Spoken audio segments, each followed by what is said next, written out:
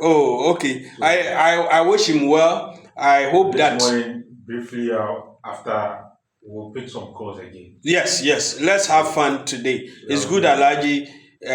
It's not here. I would say it's good. But whatever emergency it is, yes. I hope it's not bad. I Mm, pray the Almighty Allah take care yeah. of everything.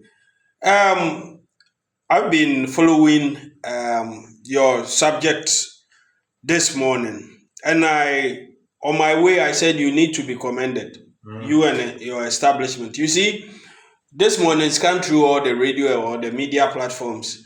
They are talking about mostly what happened over the weekend and mm, all that. Yes, we can talk about how many stations dedicate their times to such subjects. mm.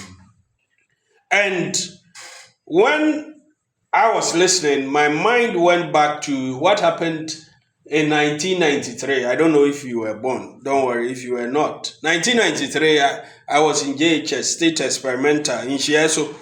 And my mate, Ose Kojo, may he so rest in peace. We came to school on Monday, and the news was that Ose Kojo is no more with us. What happened? Apparently, accidentally, his elder brother shot him Hi. in their father's bedroom. That was accidental. They were cleaning, it's their usual routine. He is the youngest, he does the sweeping, whilst the big brother does the other stuff. This day, the big brother pulled the drawer by the father's bed, and Mm, the gun was there. was in it. So whilst they were conversing, Osekojo had knelt. You know, when you are sweeping, you go down. Yeah. So he was sweeping, not knowing the elder brother had it, and his hand was on the trigger. So he shot this side of the stomach, and Osekojo passed. I wonder the They were kind of all under psychological 18. impact it will have on that. The big brother has really suffered. So they were all the only two brothers, always moving like twins, Oh, oh, oh. always moving together. So I think the security agencies came into it and saw that it was accidental. It went through the processes, but later the brother had to be sent outside. I think he could not stand the environment and the trauma. People thought he had shot his brother. Wakuninuya, that alone. So this was a gun that was in the drawer, Mm. and where should the father have kept the gun? By the bedside. I think that if you ask me, even though but it should not be too difficult because it's human's life we are talking about. If you use it during the night in the drawer by your bedside, it should be a safe. You will keep it in the Locked. morning. You understand? Because I understand if it's beside you during the night, because then everything can happen. So you can use it too. But when it is in the morning, I think that the protocol should demand that you keep it somewhere safe. And then maybe at night, then you can. That's Yes, what I'm thinking. I buy into your idea, but for Osekojo and his brother, the gun wasn't new to them. They were with their father, the whole family was there. In the night, the father would give gunshots, and they knew the gun was always in the drawer. I think it should have been locked. I think it should have been locked. And then more so, when you have such a thing and they are children, try and educate them. Let them know that you don't play with it. Because as for pulling the trigger, it's easy. Your hand is on it, there's a bullet in it, just it goes like that. It's already cocked. So listening, everybody has a point. Now, guns are coming into the country from various routes. Mm.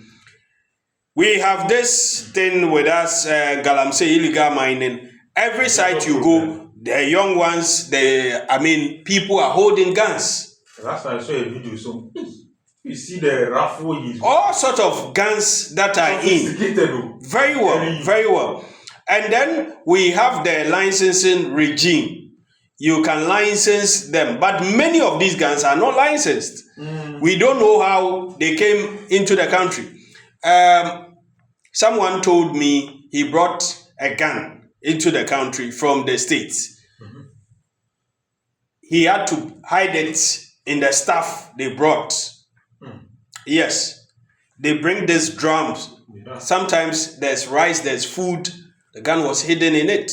Many times these scanners at ports and airports and then land ports, they are most of the time able to scan and retrieve them. But when they retrieve them, where do they go? It finds itself back into the system. So there's a lot we need to do. We are sitting on a time bomb. Nowadays, because of the developing communities, very, very posh estates, posh areas, a lot of these property owners use guns. Yes. Okay. So now the question is, just like the example you gave, how is it being used? Yes. Who is likely to gain access to it? Yes. And to do what with it? Yes. Even if it is licensed, because the fact that it's licensed does not mean its usage is it's legal. You can license it and use it for other people. Yes. So all these things are things that really, because don't forget that in other jurisdictions like the US, because of their gun laws and etc. Yes. People can just go to a school, open fire. We hear of it many times. Some of these things are captured in yes. Young people can watch. Yes. They never know the influence it will have on them. And then these movies that we do not censor and we allow everybody to watch all kinds of with guns and all this. When I was growing up, anytime I watch movie, it had impact on me. It will.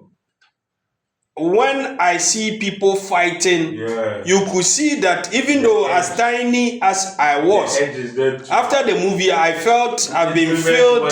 Yes, and I have some skills to. Sometimes you wish somebody comes to try you, turning kick, this Chinese things.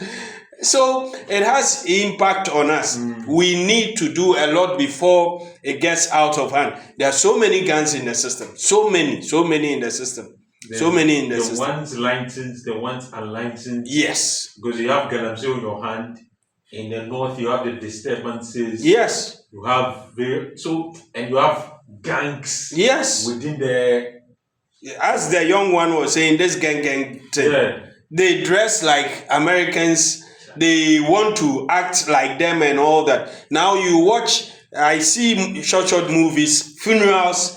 And mostly at mining areas, and they come and display brandish gun. Yes. At a funeral, two persons have died. Yes. We talked about that. I saw someone's marriage ceremony, and the guy. There's also video going on. The guy who was married had to clock his gun, give it to one of the boys, and when such occasion, people are videoing. And it's in it. He pulled out his gun, clocked it, and gave it to one of it. And it's on video. This is the groom.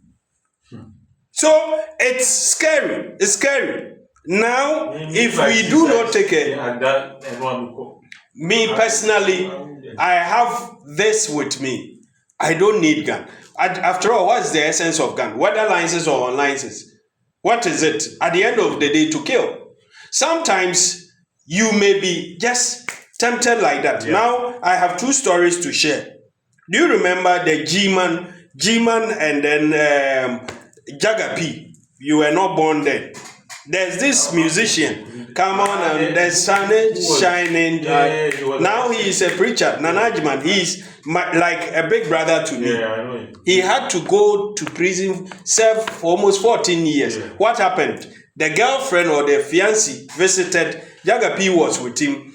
And then there was an argument over the fare with the lady and the taxi driver. Then they had to come in. I think it got heated. Jima went inside, came back. Which year was it? It's in the, I think President Kufuor's time. I wasn't born. Were you born? So, Even President Ronnie said, You were there. And then it happened. He had to serve even Jaga P. I know the story. What was Jaga P doing? What's his story? I don't know exactly. As for this, Jaga P is this one you mentioned, an actor, and then a G-Man musician. They were friends. Today, because of that, they are no longer talking. They both went in. Jaga was released later. I think some of their interviews, it was more like, like it's Jima, and Jima heard it. When Jima came out, I was with him before he traveled. Today, till now, when he is around, he comes over. My children and everything, we know him. And then the second one is also about Jima's own, and the second one is also related to this anger thing. That the story was in mind, but so at the end of the day, your view is that when you're quoting it with, like, yes, there's this Lighthouse Chapel in Accra. The preacher was preaching and heard some noise at the car park and inquired. They said there are these robbers who were robbing some of the church members. The pastor had a gun in his car. He moved right from the church, went to his car. Little did he know that some of the robbers, when they come like that, they position some of them. So one saw the pastor coming out, went into his car, pulled his gun. The moment he pulled the gun, there was one of the robbers close. He rather shot the pastor. This is church. The pastor had gun and thought he could save his members with a gun. Pastor, you are preaching and in the name of God and all that. God is almighty. What happened? You didn't pray for the robbers to leave. You rather thought of going to pull a gun on the robbers. This one, it was beyond prayer. I also know a man of God who heard same story, left the pulpit. It's even on YouTube. If I mention the name, you get it. He's my godfather, late Prophet T.B. Joshua. He went out, walked straight to the robbers and took their gun like that and brought it and put it on his pulpit. Case that. So some of these things, for me, the essence of gun is at the end of the day to kill. Okay. Some says it's for protection and all that, but you never know one day what it will cost you. Daban, do you know there's a fuel station, Pima fuel station, right opposite the NDC office? Yeah. In some years ago, the owner, a Lebanese man, he could speak Twi very well, and his son, he named him Kwabna. So Kwabna's father, no, Lebanese. Okay. They could all speak Twi. They've been here for a long time. Robbers went, the fuel station, there was also a mart, what we call provision shop. So in the evening, somewhere around 6:30, whilst this man was receiving his cash from the fuel pump and all that, some guy bumped into him in his office, took the money, went out. The Lebanese man had a gun in the office with him. But when this young man went in, he handed over everything. So when the young man was leaving with the cash, he followed him with his gun. Little did he know that up where there's a taxi rank today, there was that dark part there. There were some of the robbers in the dark with the gun. Where the fuel station, there was light all over. So they could see that the Lebanese man was chasing the young man with his gun. So they shot him from up there. Bra.